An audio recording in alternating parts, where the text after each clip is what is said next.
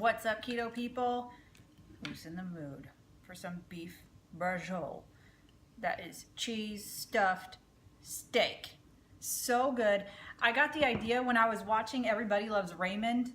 If y'all haven't seen it, it's a funny comedy series. Missed. But anyway, I was watching it and I saw that they were making beef braciole and it looked so good. And so I looked it up and keto-fied it. So anyway, if you want to know how to make this, here's how to do it. Okay guys, to start off the beef braciole, you want to get 6 thinly sliced, top round, boneless. Now, if they don't have it like that and they just have the steaks, you can take it up to the butcher and just say, hey, can you thinly slice this? Lord. And have it done that way. But anyway, so for the ingredients for inside here, what we have is, this is a cup of shredded Parmesan. I added a little bit, maybe like less than 1/4 of a cup of Asiago cheese, shredded Asiago in their cheese to even though the recipe only calls for Parmesan. By the way, wash your hands because this is meat and all that. And then it says 2 tablespoons of breadcrumbs. However, by the way, I'm getting this recipe from a chef's kitchen, just to let you know, but revised it for keto. So instead of the breadcrumbs, you pulse pork rinds in the, oh my gosh, food processor. I am not with it today. It's Monday. Forgive me. And then add salt and pepper to taste, and of course I extra salted it. So I did that. And then also, if you don't have a food processor, you can take your take the pork rinds in a bag and crush them up with a rolling pin, and that would be just fine. 2 tablespoons of that. And then also, and I have this still sitting out, even though I've already, it says finely diced. You should have seen me try to finely dice this stuff. Took me a long time. But it's the flat leaf parsley. So make sure to get the Italian flat leaf parsley instead of the regular, I think, leaf parsley. I don't know what it's called, but anyway. So get the flat leaf, and it's a 1/2 cup of that. And then it is 12 cloves of garlic. And as y'all know, I don't do the whole chopping up the garlic. Nobody has time for that. So it's actually 2 tablespoons of the minced garlic that you have in the jar. Because a half a clove is, well, a clove anyway. So I'm just gonna combine this, and I added a little bit extra salt, you know, just because we're supposed to salt everything. And I don't know, but I might just lightly salt and pepper the insides of the meat. And Lucy's getting after the cat. Lucy is very much watching what I'm doing here because this involves some sort of meat. What am I saying? She eats lettuce. Okay, see how it looks like that? Good enough. And so I think I'm going to go ahead and just lightly salt and pepper each one of these. I already have some pre-done. You know, just enough.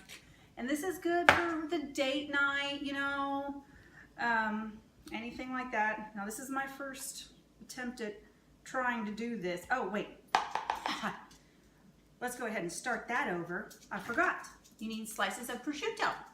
Okay, I got the ones, these were $10. So you can probably get the, from like Boar's Head or the deli to get them to do it. It's prosciutto di Parma.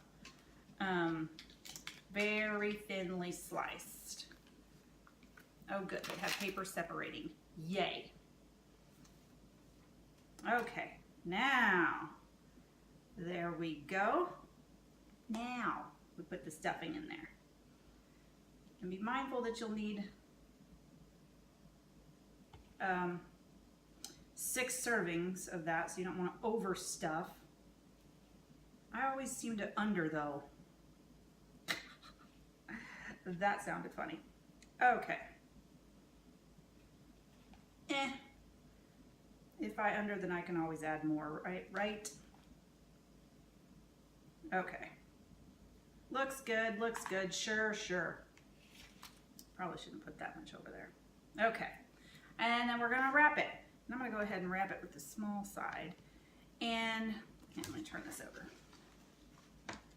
And it also, Not that I'll be able to do it because mine are really thin, but it says after you do this for a little bit, you can try to fold in the sides, but you know how they do it on the internet, all perfect and stuff, and then you have it and it's like, what? That's how this is gonna be. We're not looking for show here. See, I'm trying to fold in the sides a little bit. It's not really working, but. All right. Now they have it done with a string. I don't have a string, so I'm gonna use toothpicks, okay? And I'm just gonna seal this up. There we go. And then I'm gonna move on to the next one. Might seal up the sides too.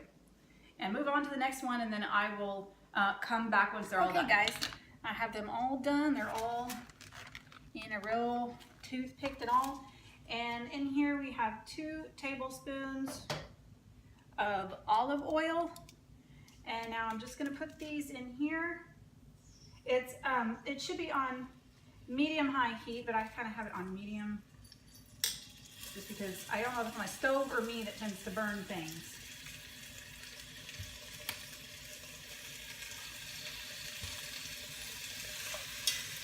That's a tight squeeze. Perfect. Make sure I get the oil around. And then we're just gonna cook it and turn them until they're all browned on all sides. Here, I'll show you what it looks like on the inside. Okay.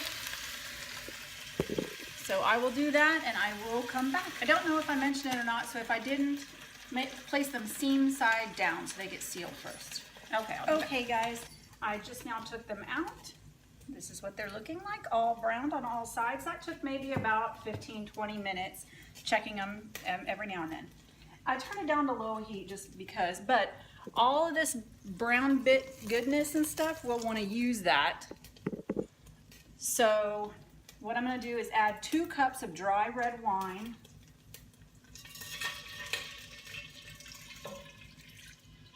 They say not to get the cheapo stuff, but I'm not going to use a $20 bottle of wine in any of my food.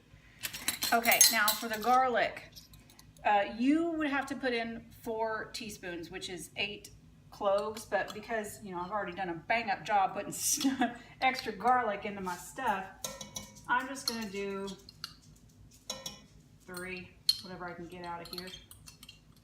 2.5, maybe.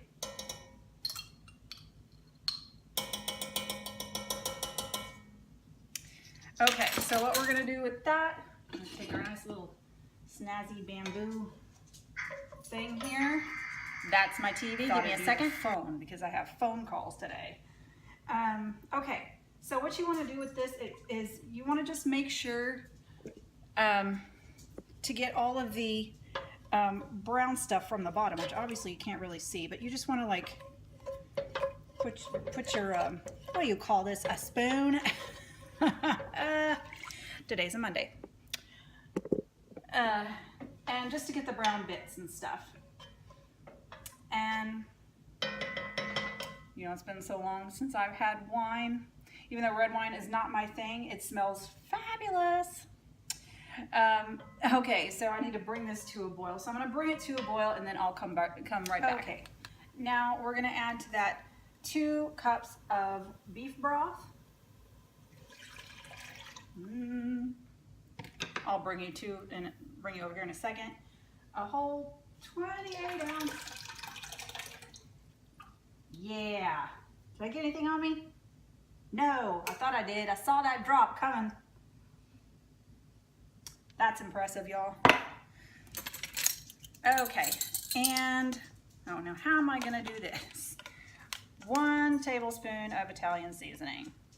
Have to be smarter than what you're working with, folks, and that's not usually me. Ooh, that's a bit much. Okay.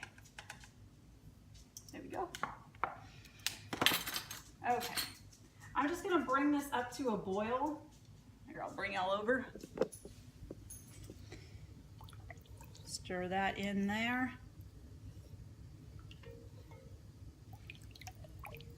Okay. So I'm gonna bring it up to a boil. And then I'm gonna add these back in. And then I will cover it up, and it's going to cook for about an hour and a half, but I'll come and show you what they look like after about an hour. Okay guys, I haven't even looked at it, but I have 24 minutes left of an hour, and let's see what it looks like. Hopefully, ooh, that is too hot. Let's go ahead and see what it looks like. Oh my gosh. That smells so good. Okay, I'll come back. Okay guys, so it's been about an hour and a half, which is about the time frame that it has. Ooh. I mean, obviously I'll take you over here, but it still looks, you know, just as much like it did before.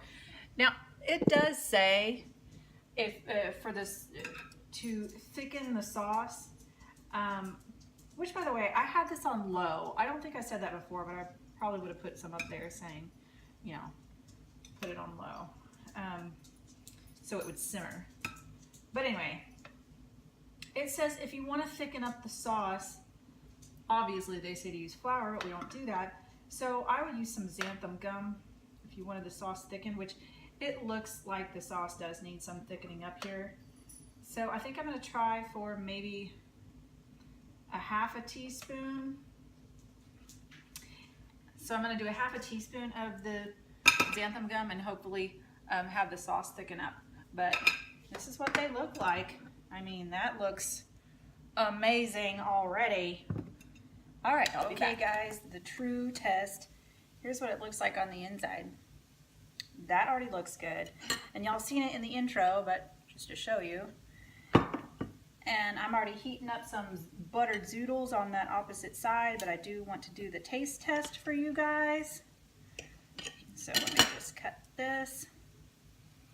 Get a little bit of that sauce. The xanthan gum did help out, and I had it this uncovered for like an extra 5 to 10 minutes. All right.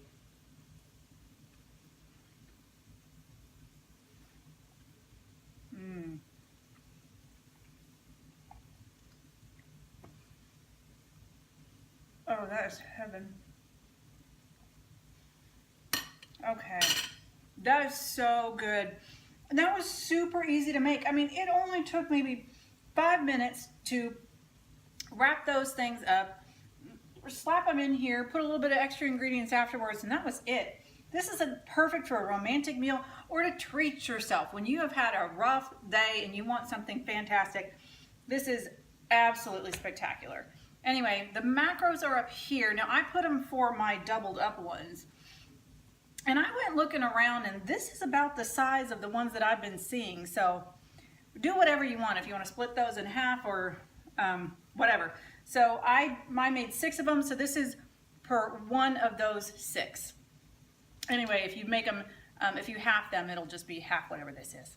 Anyway, that's all the time I have. Definitely make this. This is great. That's all the time I have. If you like this video, give it a thumbs up and subscribe if you want to see more videos. I'll see you next time.